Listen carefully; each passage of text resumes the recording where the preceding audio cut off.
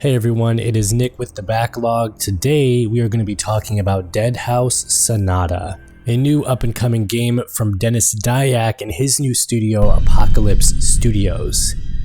Let's get into it.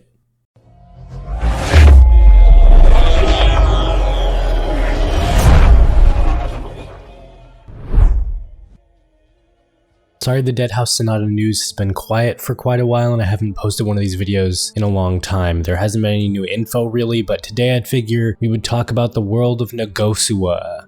If you followed any of these videos and been keeping up with Deadhaus Sonata like I have, you'll know that Nogosaua is a lot like Nosgoth from Blood Omen Legacy of Kain. Deadhaus Sonata is, after all, supposed to be a spiritual successor to Legacy of Kain. It's meant to reinvigorate that series of Legacy of Kain for Dennis Dyack to go back to his roots and to just bring a good dark fantasy that we need into today's gaming space. With vampires on the rise again, with Bloodlines 2 coming out, so excited, now is the perfect time.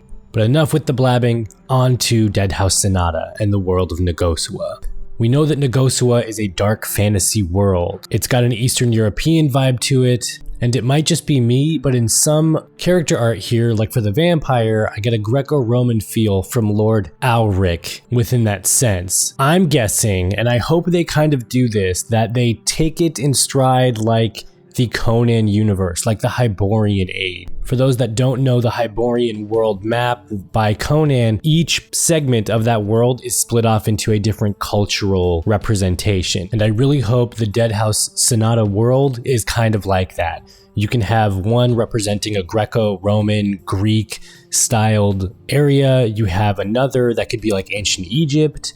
You have another that could be Scotland or Britain. So far, I'm thinking they are, because you have Anumat, the capital of Deadhaus, seems to be very Egyptian from this concept art. And from the gameplay, we have houses and buildings and landmarks that seem to echo the 12th or 14th century housing style of Britain. Throwing it back to Blood Omen Legacy of Kain, you can set that game's time period around the 12th or 14th century if you really wanted to.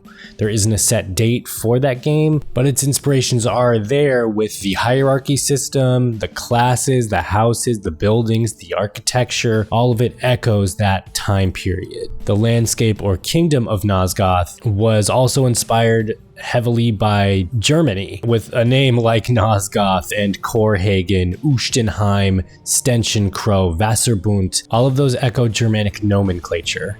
And for the capital of Deadhaus being Anumat, I'm willing to bet it's Egyptian. So we already have a really good grasp on the world and what direction they're taking for it with Deadhaus Sonata. And I couldn't be more excited for this because it's such a great idea. The versatility in level design is already set if you take a different approach for each and every area that you're in for this game. I also really hope that instead of giving us a mission selector screen, they give us a world map that we can view on a piece of paper or parchment in the game universe, and it shows you what areas you can go to and attack to invade or whatever. I love integrated systems in games. Warhammer does it and a bunch of other games do it, and having an integrated world map is always the way to go. And finally, I have no idea what this is, but World of Anvil apparently is a world building tabletop simulator, and they have a Deadhaus Sonata Apocalypse Studio theme available now that you guys can use for you World of Anvil players and enthusiasts. So definitely check that out because it's pretty awesome.